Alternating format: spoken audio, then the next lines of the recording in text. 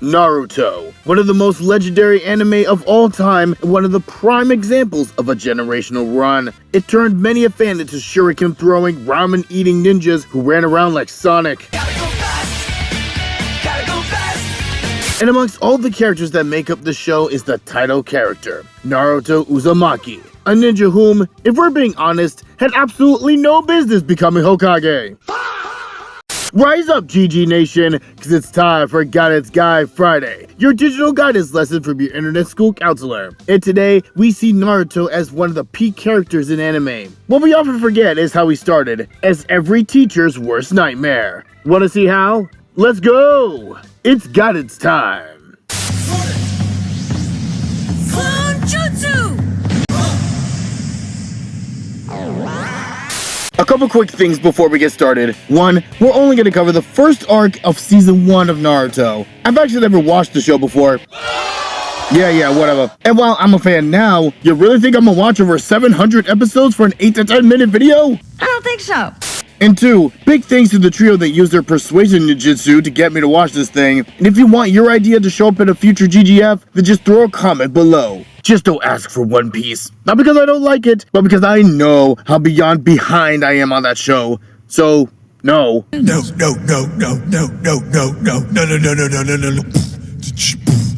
No.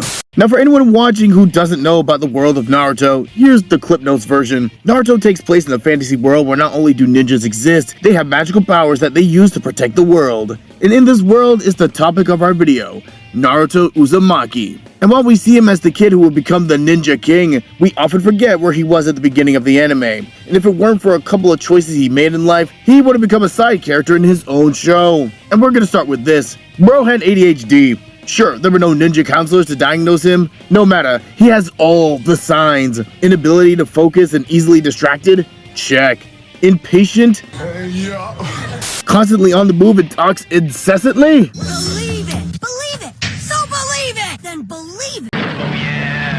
If the orange boy was a real kid at a real school, every single one of his teachers would be writing him up for some Adderall if they could. And we've all seen this student in our classrooms. And if that student is with you right now, don't be that person and call them out. That's not why I'm doing this. And if you are that student, stick with me, because there's hope for you. The kid who blurts out, the one who literally can't sit still, the one who can't remember anything even after they were just told it. I want to say this, know that people who have ADD or ADHD, this is just how their brain works. Just like I said about Mr. Fantastic in my Fantastic Four GGF, link in the description, go check that one out. This is what neurodiversity can look like. That person isn't broken or insane, it's just a different way that a person's brain can operate. Now, having ADHD is not an excuse to be a jerk or just do whatever you want. Guidance Guy ain't saying that. And it certainly doesn't mean that you don't have control over your actions, as some students have told me over the years. It might mean that you just need a little bit more help and support to function in a school setting, and that help can differ depending on your needs. And needless to say, Naruto didn't have those supports. He was left to figure things out on his own,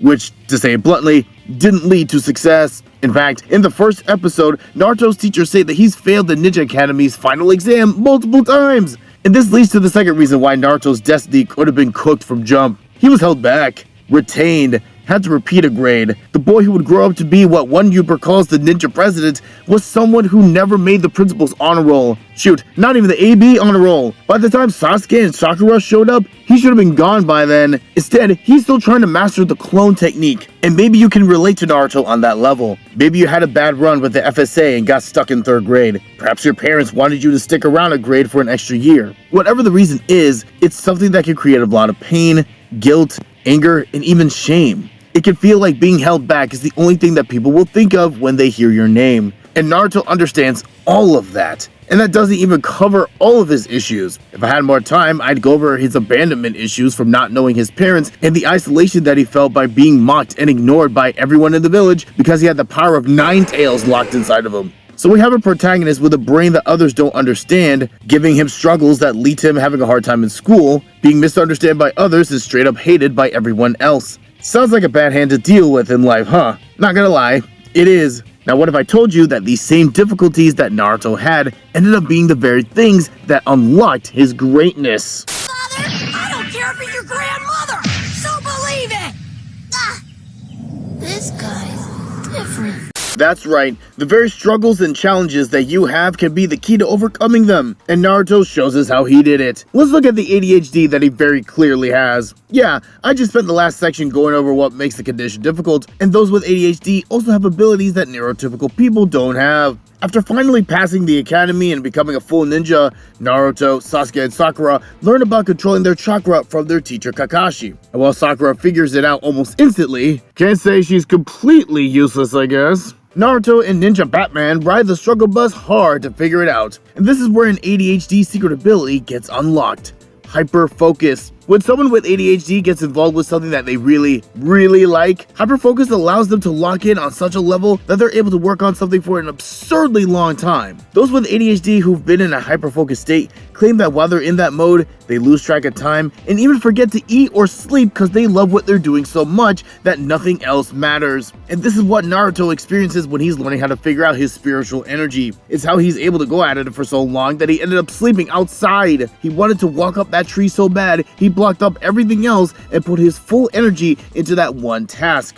ADHD can also unlock a level of determination that neurotypical people may have a harder time accessing. During the first arc, Naruto gets wrecked a lot by his problems at school, by fights with other ninjas, and not once did he stop. He got up and tried again. Granted, he wanted to do those things, which gave him the determination, to all the teachers wondering why their Naruto can't just channel their determination into schoolwork. And if you feel like Naruto, you could use those same skills. Find that thing that you truly enjoy and put your all into it. And this can be applied to school. Find a way to connect what you enjoy to that one subject that you can't stand and see what happens. Naruto's struggles also gave him a great deal of empathy. When you're able to understand how someone might feel if you were them, you're able to connect with people on a level that others can't. Naruto used it on the Hokage's grandson, who felt invisible outside of his family title. Or how about Inari? Naruto knew a thing or two about losing the most important people to you and the temptation to give up. He even used it on Haku, even while he was trying to kill him. Those who have been rejected, ignored, or overlooked know exactly how to help those who have felt the same. Naruto could have become scared like Inari and stopped trying, or allow himself to be manipulated like Haku. Naruto didn't do that. He knew what he wanted to do, and even through every mistake, every slip-up, and every person who laughed at him, he kept going. So how about you? How can you get on Naruto's level? Because I'm going to be greater than any of them. Me, Naruto, the next Hokage, a ninja legend! Even if you don't have ADHD or have trauma in your life story, you can use Naruto's beginning as an example to follow to become who you want to be. And the first step, create the goal. Even when he wasn't putting his full self into it, Naruto truly believed that he would become the ninja goat. And for us, you need to find that goal that drives you. Let it be something that if you had everything you wanted, you'd do it anyway. Let it involve something that you love or enjoy doing. And then find a way to connect your everyday life to that goal. By doing it, it will help you build the skills that we talked about, even if it doesn't fit your goal directly.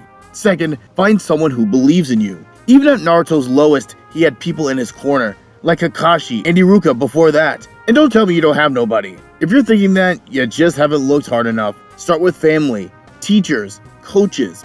If you look, I guarantee you will find at least one person. And lastly, work with others. For all his potential, Naruto struggled to work with people for a minute. That was because no one wanted to work with him, and he was forced to figure things out alone for most of his life. Then he found himself on Team 7 with Mr. Broody and his fangirl, and while it took some time, they eventually found a way to work together. If you have close friends, you probably already have that teamwork already. Part of a sports team or dance crew, it's already there. And even if you don't have that, start with the friends and people around you. Group projects, a pickup game, whatever. Get that practice in and you will get better.